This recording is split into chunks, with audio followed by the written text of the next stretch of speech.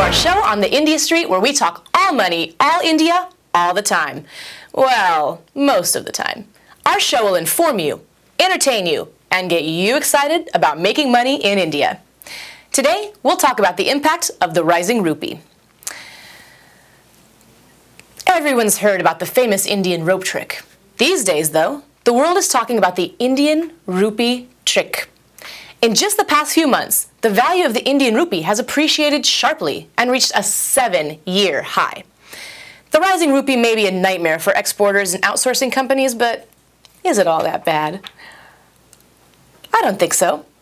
You know what I think? I think the rising rupee is making a tourist out of the ordinary Indian. Suddenly, lounging around Hawaii with a drink in one hand and a samosa in the other doesn't seem so out of reach. Yeah. See?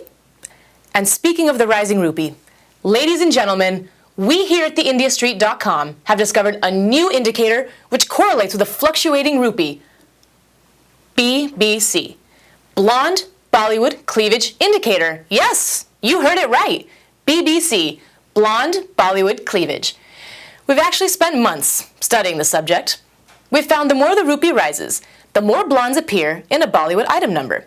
Rupee rises, cleavage plunges. See? Like totally scientific.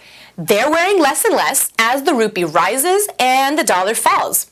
More blonde cleavage in Bollywood movies for less. And Bollywood films can totally be shot for less. Like way less. Like way, totally for less. Maybe we'll see more exotic locations in Yash Raj films because we know they haven't done that before. On a more serious note, the rising rupee creates opportunities for Indian firms by making it less expensive for them to acquire overseas assets. Haven't we all heard of Hindalco acquiring Novelis or Tata buying Chorus Steel? Suddenly, these acquisitions look 20% more attractive on balance sheets.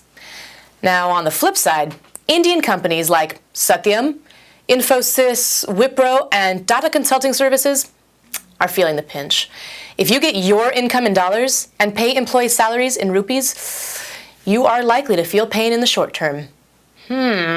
So energy companies, the infrastructure sector, importers, and consumers enjoy the rising rupee, while the outsourcing exporters enjoy the rising knot.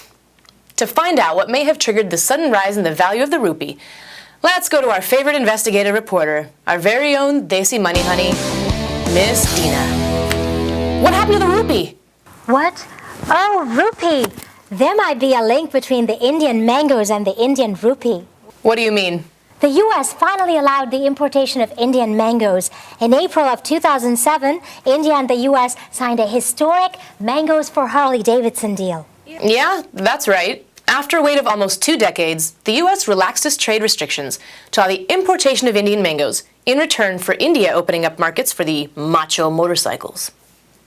That's right. It's exactly around the time of the signing of this deal that the rupee began its rise. Coincidence? I think not. Could it be that these mangoes may have shifted the imbalance in India's favor? If this ascent continues, our estimates indicate that by 2020, I could trade in these 2 mangoes for this fabulous motorcycle. There you have it. Only theindiastreet.com gives you these unique and varied perspectives on today's news about money.